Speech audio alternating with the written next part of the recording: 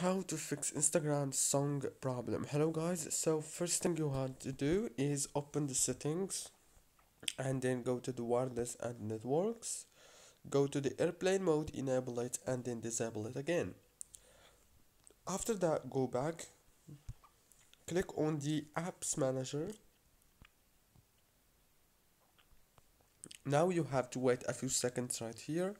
As you can see, it will start loading the apps that you have on your phone. So all what you want to do is just keep waiting like this.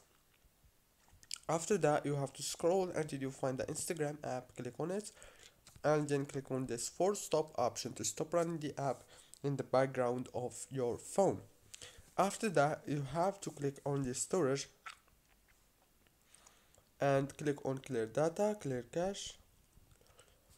Now you have to restart your phone and the problem must be fixed. Don't forget to like, subscribe. Thank you for watching this tutorial.